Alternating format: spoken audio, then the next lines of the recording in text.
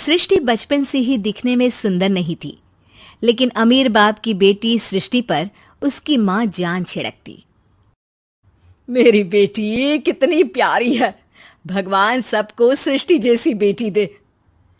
सृष्टि धीरे धीरे बड़ी होती है।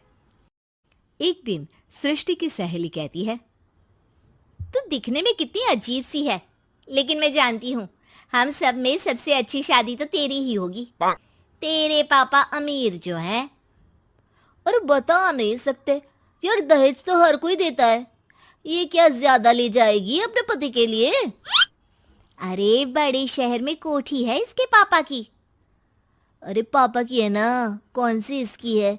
इसकी होती तब तो कोई भी लड़का इससे शादी कर लेता। अरे पापा की मतलब पापा की है तो मेरी ही है ना? किसने कहा? अब तेरी तो तब होगी ना जब तेरा भाई ना हो। वैसे भी शादी के बाद सारी प्रॉपर्टी भाई के नाम होती है।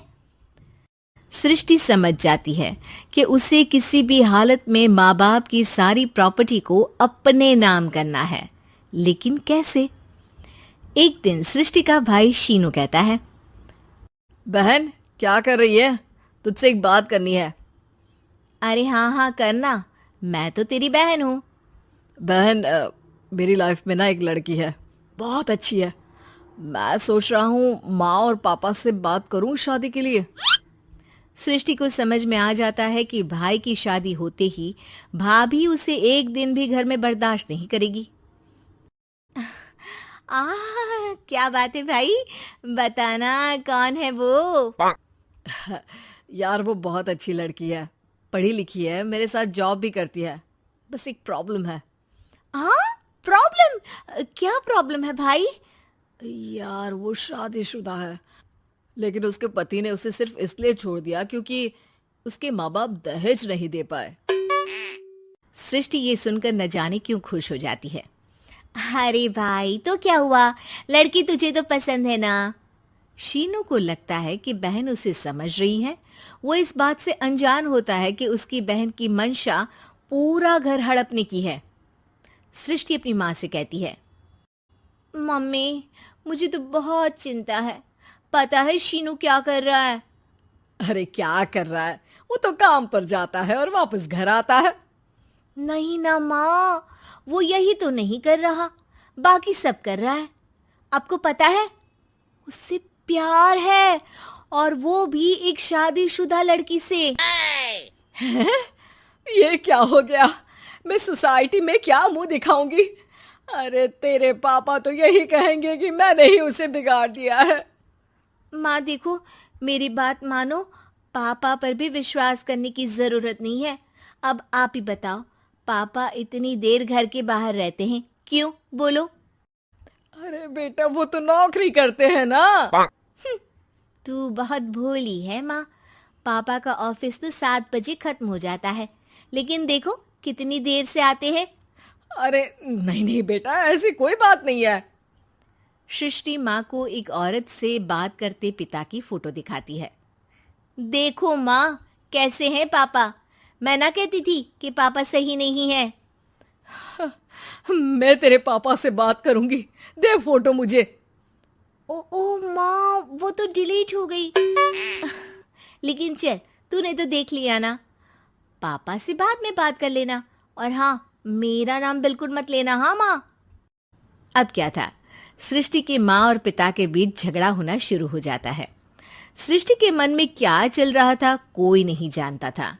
एक दिन, माँ सृष्टि के लिए एक लड़का देखा है, वो लोग शाम को उसे देखने आने वाले हैं। और हाँ माँ, एक खुशखबरी, मैं और पापा मिलकर एक नया बिजनेस ट्राई कर रहे हैं।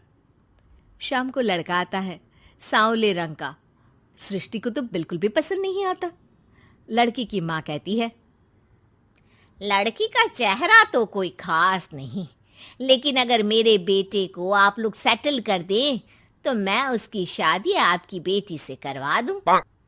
सृष्टि को लड़का बिल्कुल पसंद नहीं था। उसे भाई पर गुस्सा आ जाता है। लड़के वालों के जाने के बाद कहती है, माँ देखा, शीनू मेरे लिए कैसा लड़का लेकर आया, न दिखाने लायक न सुनने लायक, सेटल भी नहीं, वो भी हम करे। अरे माँ, मैं जानती हूँ ये मेरी शादी किसी भी घर में क्यों करवाना चाहता है। अरे कैसी बात कर रही है बहन? तूने तो देखा ना, लड़के को मैंने ही मना कर दिया तुझसे शादी के लिए। जिसने लड़का बताया था उसने उसकी बहुत तारीफ की थी। बात आई गई हो जाती है, लेकिन सृष्टि का मन शांत नहीं होता। क्या करूं, कुछ समझ में नहीं आ रहा। मेरी शादी हो गई तो ये लोग पूरी प्रॉपर्टी शीनू के नाम कर देंगे, मेरे हाथ तो कुछ लगेगा ही नहीं। तभी सृष्टि को आइडिया आता है। वो किसी वकील को फोन करती है।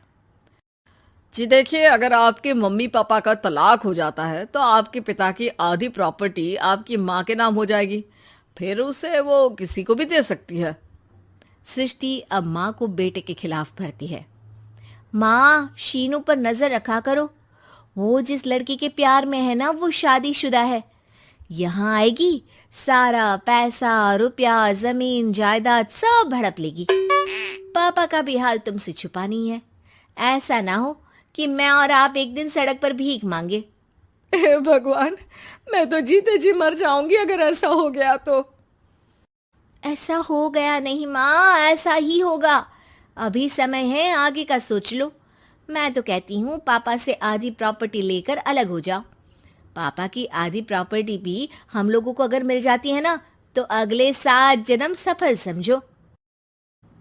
बेचारी माँ बेटी के कहने पर पति से तलाक लेकर अलग हो जाती है। सृष्टि अब पैसों से गाड़ी और अपने दूसरे महंगे शौक पूरे करने लगी। उसके दोस्त भी उसके पैसे इस्तेमाल करते।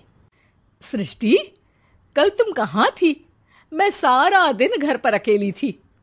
तो मैं क्या करूं? मैंने ठेका तो नहीं लिया है ना तुम्हें संभालने का।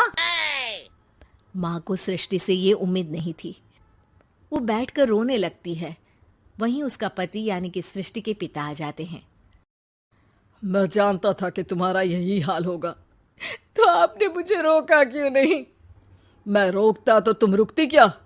सृष्टि के कहने पर तुमने मुझ पर अपने बेटे पर शक किया, लेकिन तुम ये भूल गई कि कैसे हम दोनों ने मिलकर जीवन में इतना सब खड़ा किया। माँ पति के गले लग जाती है। मुझे माफ कर दीजिए, मैंने आपकी कमाई का एक बड़ा हिस्सा गवा दिया। कोई बात नहीं, तुम साथ हो तो मैं ऐसी 7 प्रॉपर्टी खड़ी कर दूंगा। तभी वहां सृष्टि आ जाती है रोते हुए। माँ, मयंक ने मुझे छोड़ दिया। वो बोल रहा था जब तक मेरे पास पैसे थे तब तक ही वो मेरे साथ था। पापा,